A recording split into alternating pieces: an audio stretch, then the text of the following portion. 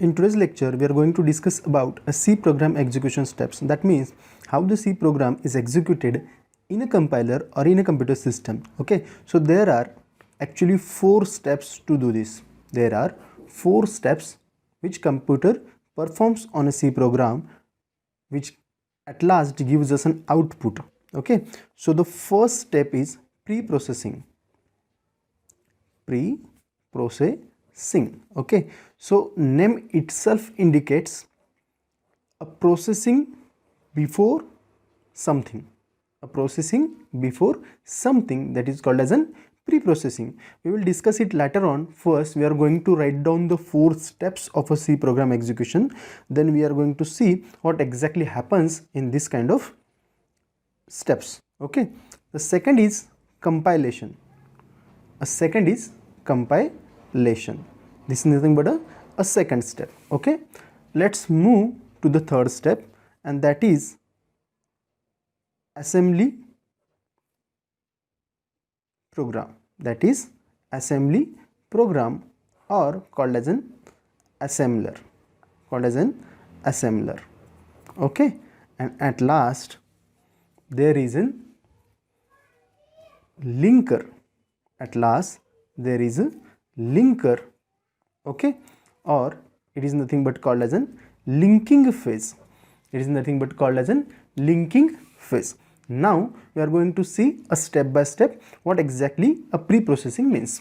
Okay, as it is an initial video, later on we are going to discuss every concept in another videos also, but here we are going to see a trailer of those things.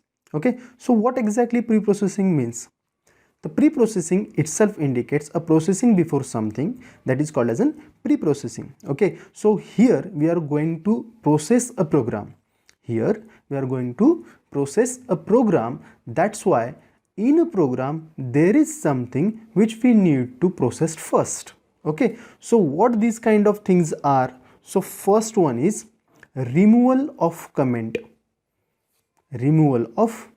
comments. Okay, this thing is very much important in a program. Now you don't know exactly what is comment means. Okay, so comment is nothing but an additional statements in a program which we don't want to run by a compiler, but it is necessary to understand the program. Okay, so we are going to show a different video on this comments, but here just remember that removal of comment is nothing but a pre-processing step. Now the second one is hash files are included. In a program. Now what exactly hash files are? The hash files are nothing but preprocessor statements, where for example, if you have seen my video on a hello world program, there is a line called as hash include stdio.h.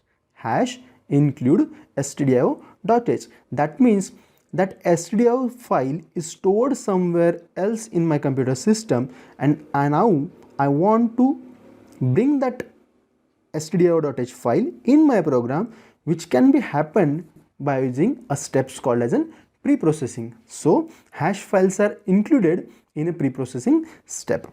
Now what exactly the third thing in pre-processing is that the macros gets expanded. This is nothing but a third step. Removal of a comment is a first, then hash files gets included, then the macros gets expanded. Macros are nothing but a statements or a functions where we are writing something which we need to execute in our program later on. That's why the macros gets expanded here also. Okay, fine. Now mainly what this file does, this file creates a .i file. Okay, so this is nothing but an pre-processed output file. This is pre-processed output file. So you need to understand this one, that .i file gets created in a pre-processing step. So I hope you are getting it. Now we move to the second step of our program execution step, that is a compilation. Okay, so in compilation actually what happens, .s file gets created, .s file gets created. Okay friend, so what exactly this .s file has? So the output from this .i file gets converted into assembly level language, assembly level language. Okay, so this .h file has an assembly level language program, which is nothing but an input of an .i file, which is from a pre-processing step. So these 4 steps are interlinked to each other. Okay fine, so this assembly level language means what? There is in statements like a commands, like for example, if I want to add something, so I need to write a sum a comma b. So a is register, b is register here. So a stores some value, b stores some value, and this sum statement is going to add these 2 values somewhere. Okay friends, so this is necessary actually, because in latter phases we are going to convert this assembly level language program into some other language. Okay, so here we are going to move to that phase. Here assembly program or assembler is a program execution step. Here what exactly happens, .o file is created, .o file or .obj file actually created here. What this o file has, okay, so what this o file has is nothing but a machine level program, a machine level program. Now what this machine level program means, so this machine level language has only zeros and ones as representation of a line or as representation of a code of a C. Okay, so these zeros and 1 are called as an binary file. These zeros and 1 are called as an binary file, friends. Okay, so but here the exception is the printf statement. Printf statement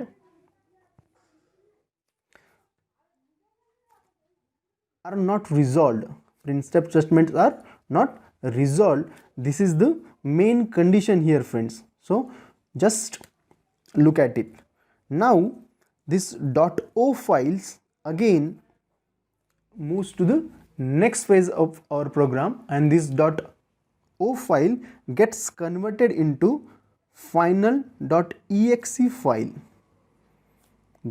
.exe file, .exe file. Here what exactly happens, this is also called as a linker or linking step. Here what exactly happens, the function calls this, here the printf statement gets not resolved, but here the function call, all the function calls gets resolved.